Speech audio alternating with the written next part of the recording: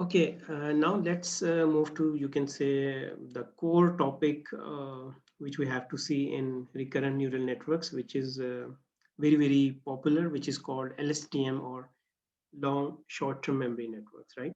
So again, it is something that many people use today, have been using for quite some time. If you are doing some research which is related to text, then you might be using this as well, right?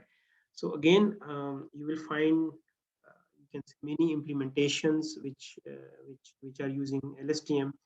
You will also find many, you can say, blogs or tutorials, right? But what I have observed is that many people are actually using LSTM without an in-depth understanding of what is going on, right? So I will try to actually give you those details. And what is the best way? The best way is that I will share with you a numerical example. We'll do very low level calculations. Okay, I'll just show you on the slide. It doesn't mean you have to do them by hand, right?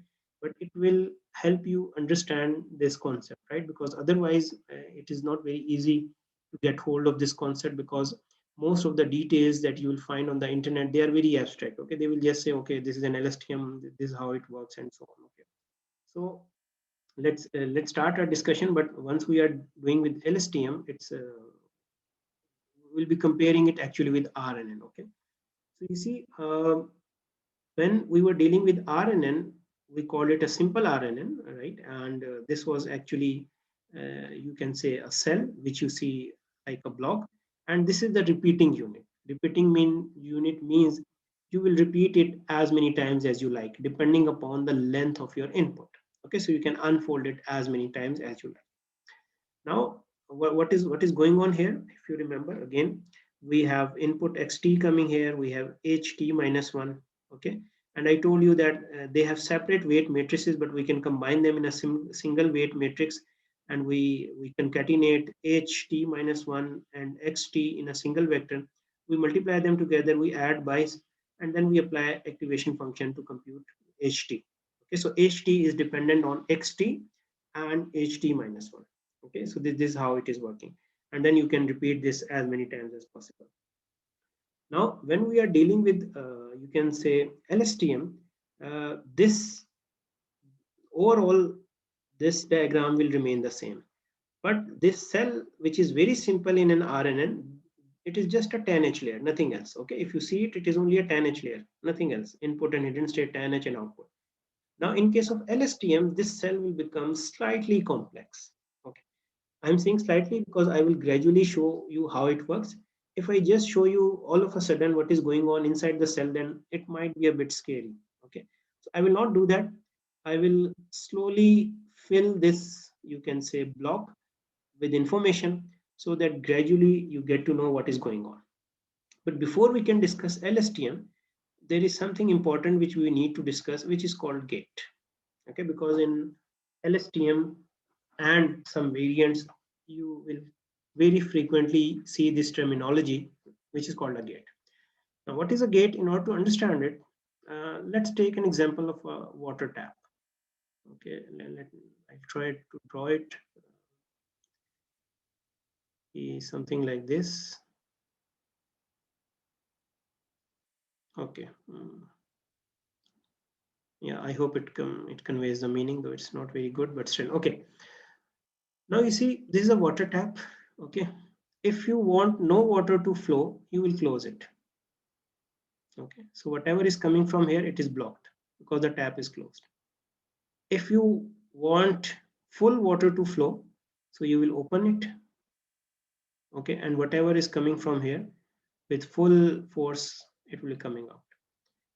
Okay, so you can open it, you can close it, but you also have the option to control that how much water you want. Okay, for example, you put a jar and you are going to attend a telephone call. You don't want it to be filled very quickly, so you say, okay, you will slightly open it, maybe 20% of it, so that it fills very, very slowly, and by the time you come back, it is filled. And you can say, okay, I'm just going to turn on the fan, so maybe I can open it 80% so that it fills rather quickly. Okay, so gate is like a tap in which you are deciding that whether you want the information to flow, which is like opening the gate, whether you want to stop or block the information, which is like closing the gate, and whether you want partially information to flow, which is like opening the tab partially.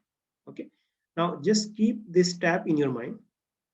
Okay, and say, okay, suppose this is my data. What is my data? Say 642. Okay, it is a vector of 3. Okay, and I want that I want to pass it through a gate. Okay, and I want to simulate the same thing which was with the tab. So when we are writing a program, if we want to achieve the same behavior just like a tab, we have something very useful which is called the sigmoid function. Okay, now you see what we'll do. This sigmoid will produce us a number which is between 0 and 1.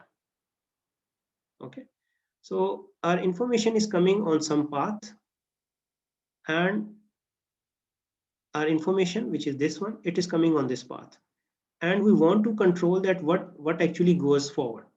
So for that, what we can do is we can connect it with the sigmoid. Okay, and then this sigmoid can actually decide that what information it will let go and what information it will block. Okay, so you see, we were discussing that a sigmoid will produce a number between 0 and 1, and it can be used to regulate that what information you want to let go and what information you want to block. Okay, now let me just clean it a bit so that you can understand it well. Okay, yeah, now it's fine. Okay, now suppose we want to block this information. Information is, this is our information, 642. We want to block it, and this cross is actually element wise multiplication. Okay, so what will happen, this sigmoid will produce a vector like this, 0 0 0. When you element wise multiply it, what do you get? 0 0 0. So nothing is going. Okay, this was coming on this path, but the sigmoid or this gate decided I don't want this information to pass, so it will produce a vector of 3 zeros. Okay, when you multiply it, this is the multiplication element wise, so you get 0. So it is like closing the tab, nothing is going out. Okay, so you have closed the tab. Now let's say we want to open the tab and we want to open it completely. So now what will happen, the sigmoid will produce a vector of all ones, right? So here it will produce a vector of all ones. Information is coming on this path. So what do you get as an output? You get 642 as an output. So this is like opening the tab completely. Anything which is coming on this path, it is going. Okay, so you have completely opened the tab. And now let's say the sigmoid wants to be more flexible, okay, in the decision it is making in terms of what information it will allow. So it can choose that, okay, I will allow 6 to pass. I will allow 50% of this 4 to pass, means I will attenuate it by 50%, and I don't want to allow this 2 to pass. So it can generate a vector like this, and now what information we get? 6 2 0. So now you see this is passing completely, this is blocked completely, and this is regulated and it is attenuated by a factor of 50%. So instead of 4 we are getting 2. So this is the concept of a gate. That gate can regulate the flow of information. If you want something to flow completely, the sigmoid can produce 1 as an output. If you want to control something, block something, it can produce a 0. And it has the complete range between 0 and 1 to actually choose that, okay, what quantity of signal I will let go, right? So the summary of this discussion is that a sigmoid function can be used to implement a gate. Gate is something which is regulating the flow of information. Okay, so now with this preamble, we will try and make, you can say, do some details of LSTM. So for that, I'll be drawing maybe something like this. Okay, I also need the space to write equations, so maybe I draw it on a corner. Let me just draw it here, maybe here. Okay, so this is the same cell which we were talking about. Okay, So now let's gradually add some information to this cell. Okay, that what is actually going on in this cell. Okay, so the first piece of information that I can share with you, okay, it is called cell state, which is represented by the symbol C. So we call it CT minus 1, which is going in, and what is coming out? CT. Okay, so this is like a conveyor belt. Okay, but in between you will have certain interactions. Now, what are those interactions? I'll just draw. You have an element wise multiplication, and we'll also have an element wise addition. Okay, I'll explain these later, but so the first thing that you have in a you can say LSTM is called cell state. Cell state is basically like the memory of the LSTM, just like your hidden state. So you see this straight line which is going through the cell with two interactions. One interaction is element wise multiplication, the other interaction is element wise addition. Okay, so it is very easy for the cell state to pass through this unchanged, right? For example, if you multiply with 1, nothing will change. If you add 0, nothing will change. So whatever is coming, it will go. But you can also regulate that what is coming in and what is you can say going out.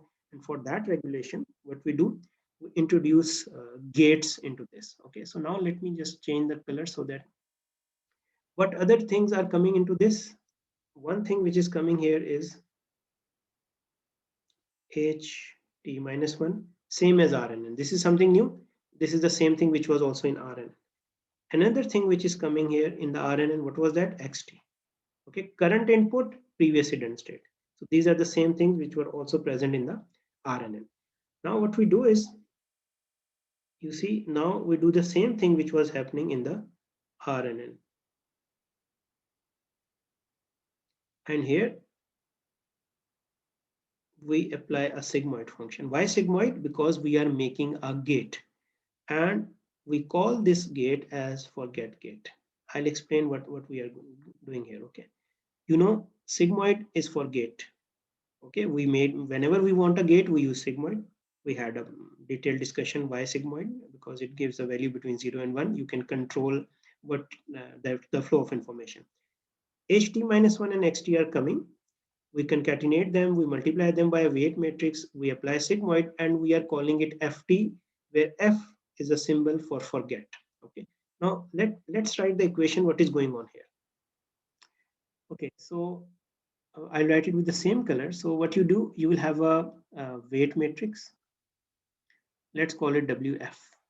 Okay, and you multiply it with what? You have concatenated HT minus 1 and XT.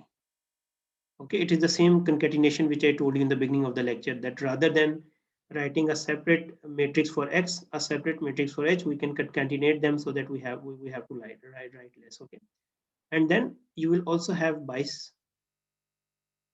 Okay, so basically this sigmoid here, if there are 2 neurons, you have 2 values in the bias. If you have 100 neurons, you have 100 bias values. Okay, so this is the operation we are doing. And what is the activation function here? Sigmoid.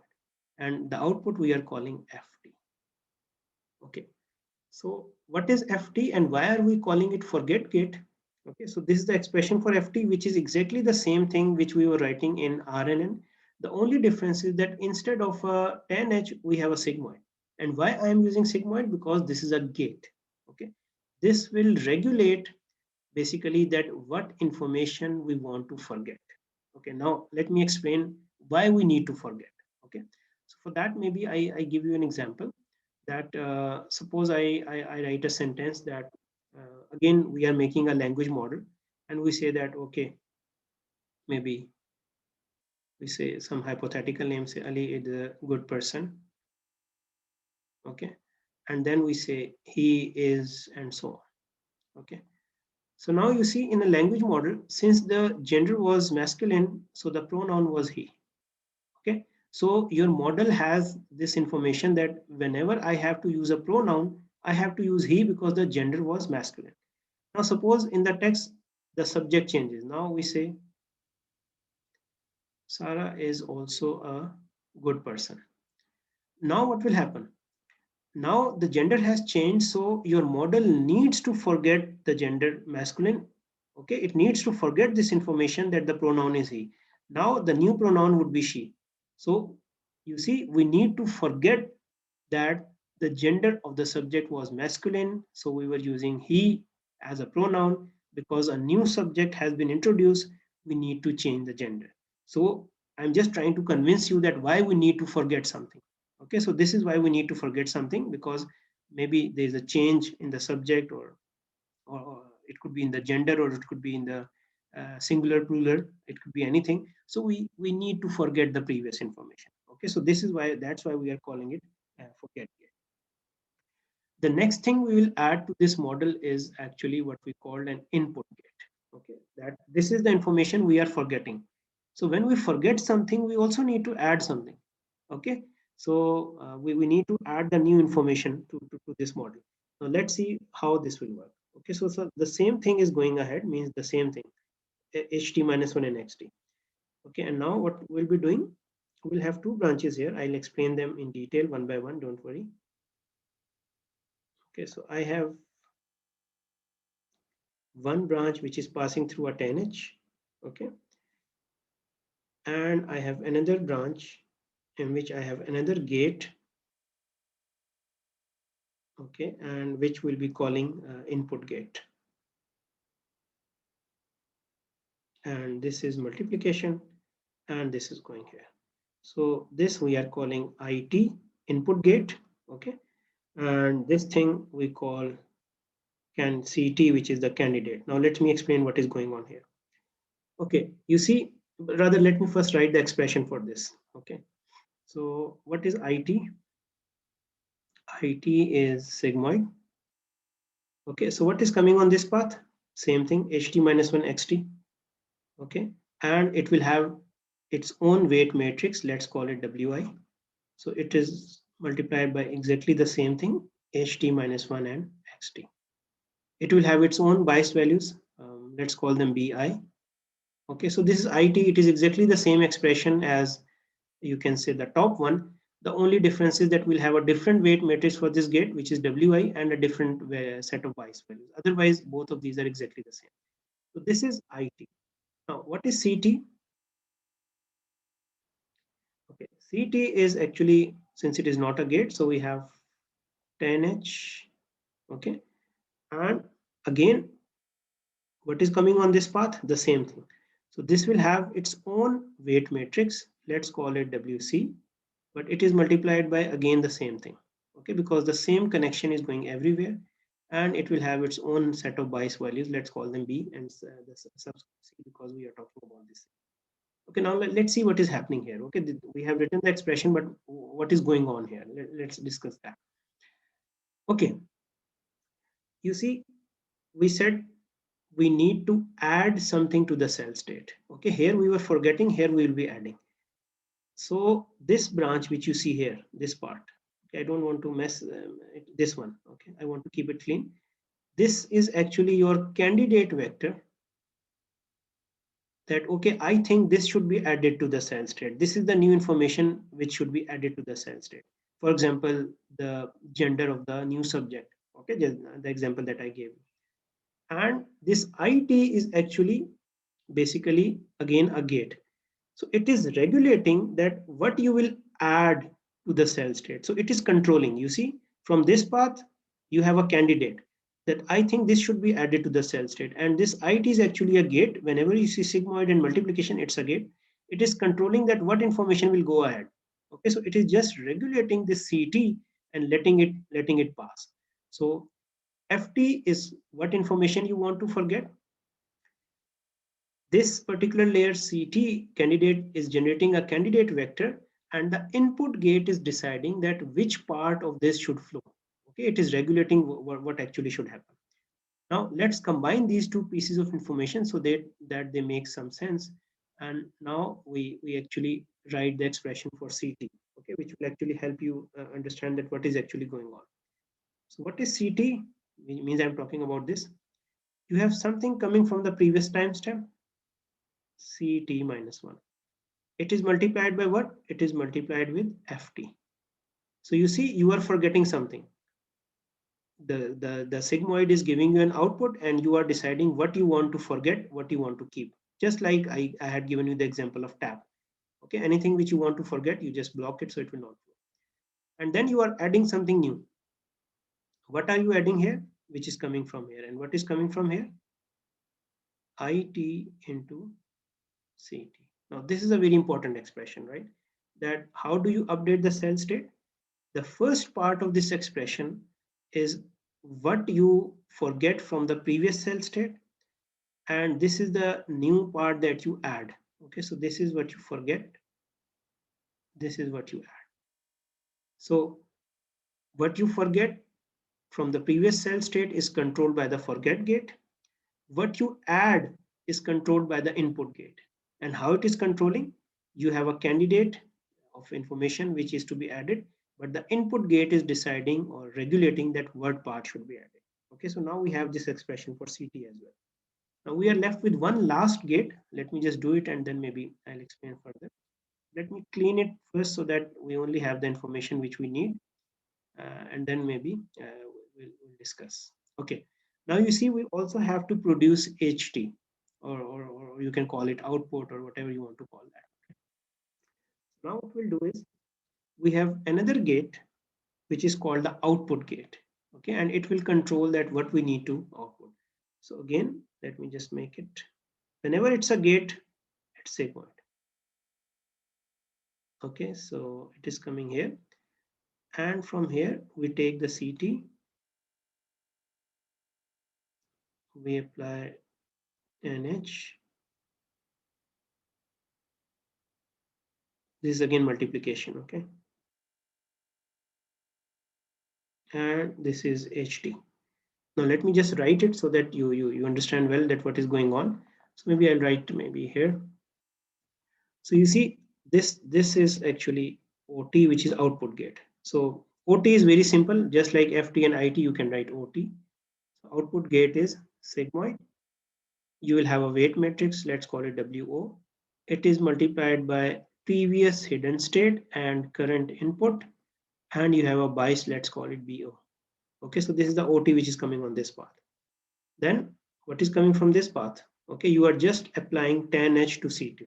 Okay, so now if I write the expression for hidden state, what is this? OT is regulating whatever is coming from CT. So this is your expression for OT. So you see what is going on? CT, which is going here, is also coming here. It is passing through a 10H layer. And then the output gate is regulating that, okay, what part of this should I pass as HT? And now this HT, you will become HT minus 1 and CTT minus 1 for the next block. Okay, so you will have another block which will be connected to this one, and you will be you will be actually for the next timestamp, this will become T minus 1, this will become T minus 1. So you will repeat this process. Okay, so I understand it's plenty of information. So let me repeat this information. Okay, and maybe slightly cleaner way in the slides that you get a better idea. Okay, so this is basically the complete, you can say, structure of a cell, but we'll see it stepwise. Okay, so we said that, okay, the first concept is the cell state, which you see on the top. So you have this is like a horizontal line or a conveyor belt with two interactions. Okay, so this first interaction is basically to forget something, and this plus is actually to add something. Okay, so forget gate and input gate will decide what you want to forget and what you want to add to the cell state. Okay, so for the gates, we said whenever you have to implement a gate, we have a very good, you can say, mechanism, that is the sigmoid activation function. So the sigmoid will output a number between 0 and 1, and then whatever is coming here, you can have element wise multiplication. So you can actually regulate what will go and what will not go, right? Because it will put everything between 0 and 1, and it will help you implement a gate. Okay, so this is just an example of how you can use a gate. For example, if the signal was 0.8, 0.8, 0.8, and the sigmoid is generating this, so it is allowing this to pass, it is blocking this, and it is attenuating them by 50%. Okay, so gate can actually do something like that. Similarly, we'll be using this point-wise addition where you simply add the corresponding elements together, just like we do normally. Okay. So the first layer we saw was the forget gate. Okay, we have information coming from the previous hidden state, current timestamp. Okay, we multiply them by a weight matrix. We add bias and then we apply sigmoid, so it gives us FT. Okay. Next, what we did, we said, okay, we have an input gate. So the same thing you see is going here. We apply a sigmoid activation function to, we multiply this with the weight matrix, we have bias, and we apply sigmoid activation function, we get this IT. So IT will control what is added to the cell state. And this part is generating a candidate. How it is generated? You see the same input is fed here. So you have a weight matrix multiplied by these two, some bias, and then this activation function. So this is actually your candidate, which you want to add to the cell state. Okay. And now this is the key operation to update the cell state. What are we doing? This is coming from the previous timestamp. This FT is regulating what should be kept and what should be forgotten. Okay, so you have FT into CT minus 1. So this is forgetting something. And then this input gate is controlling that what you want to add to the cell state, controlled by the input gate. So this will help you update the cell state, right? And finally, we have the output gate. Okay, again, it is implemented in exactly the same way.